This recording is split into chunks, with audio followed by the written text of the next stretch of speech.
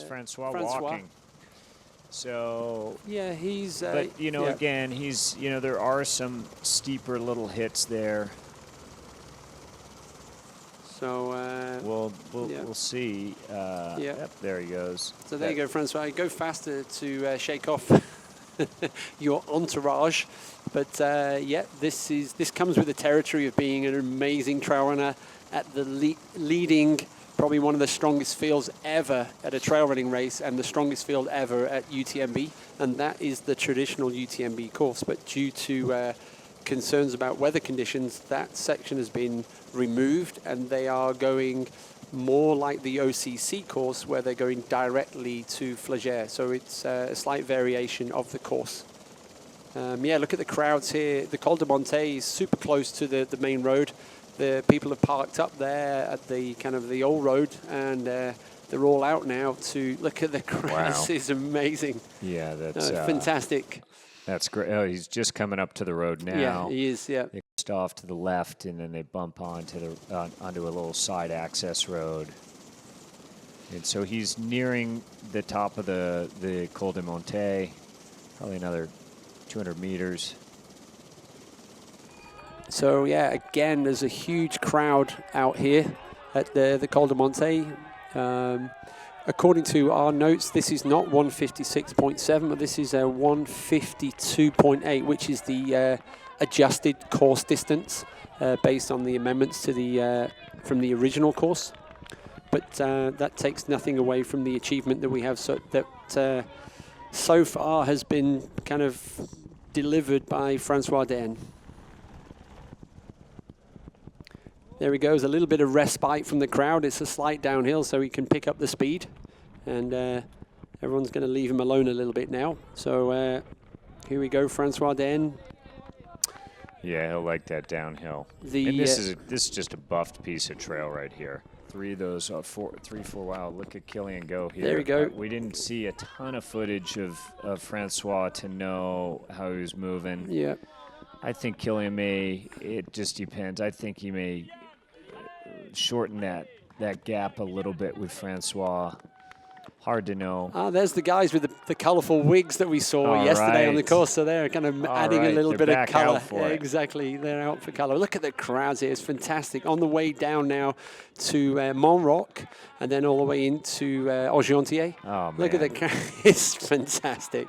Francois this is just, you know, it's such a great feeling in that he knows he's got it, and this is just kind of a celebratory final few meters of climbing to La Flagey, and it's just a downhill celebration. Yep, the checkpoint here is at 159.3 kilometers, and Francois has now completed 10,207 meters of positive elevation. So we saw Tim Tollefson at Col de Montets, and there is a guy there that's doing checking the timers. So we're just waiting for the system to update and give us a time check between Tim Tollefson and Jim Walmsley. Of all time to this point in time, just given how competitive the race in the field has been, you know, probably 35 guys that could go top 5 and 10 that could win it, and it's looking like it's Francois. Wow, there's a great effort here from everyone to be out in the weather to cheer on this man. Fantastic stuff. There he goes, just running up these final meters. How can't you after with that kind of energy and emotion? Then there's a short descent through the ski field, and then it switchbacks through the forest, through the sneaky little tree roots. So still going to need some last concentration for the final descent. Yeah, this descent's tricky. It's technical. Again, you'll have 2,500 runners who've been through it, so it'll be a little bit greasier than normal. I ran the descent 2 days ago, and it's technical descent. I mean, this is nothing that Francois won't be comfortable or used to, but it's definitely just something to be attentive to. Yeah, just going to scoop up a bit of liquid, I think. Maybe a little Coke. Yeah. He knows he's got a few more minutes to go here. So just for the time check, it's 12:54 now. So we'll keep an eye on the time gap between Francois and Kilian. Got to finish just over 19 hours, 19 and change. It's interesting.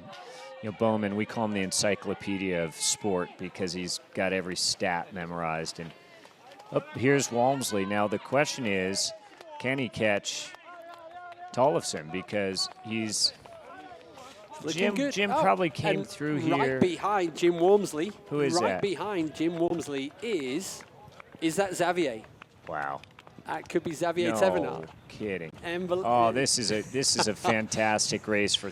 I'm Wow. assuming fourth at the moment. Yep, it's fourth. Yeah. But these guys are going to push each other hard, and the question is Does whether Tim know they're does gonna be Tim there? know they're going to Yeah. be there, and you'd hope because Tim is such a competitor too. If they It come could to- be a three-way downhill sprint for third Yeah. place. There goes Francois on the descent, and that's through that ski field. Oh, man, I can just feel those quads on fire. But, yeah, the pole's really helpful there because it's also super wet and slippy. I'll tell you, Xavier really wants him. But Jim won't give up easily. And Xavier is going to have some level of... Look, he's got his glasses Hey, on. Tim He doesn't Tollefson, Xavier's got the sunnies on. Come He's on. got the sunnies on. He's got the sunglasses on. He doesn't want to give Jim any sign. Well, he's going to pass him right here. Yeah, there he goes. Boom. And no. Wow, well done. Xavier looks super. He's Yeah. been hunting. You know, I'd say that the last half of the race here, and he really has looked great. He looked great coming into La Folie. He looked great coming into Champex-Lac, and you know, he's at home in this terrain. Yep. So there you go, live on screen. You've seen the Xavier Thévenard move up from 5th to 4th. So that's France first, Spain second, the USA third, and now France are moving into 4th place, and the USA in 5th place. Where is Pau Capel and where is Dylan Bowman? Yeah. So those. Well, I think they're probably still going well, but you know, Xavier just has got another gear right now, and you know, I think that the real question for Tollefson's going to be whether he can hold Xavier off, and you know, you could see first, second, and third be all past UTMB champions.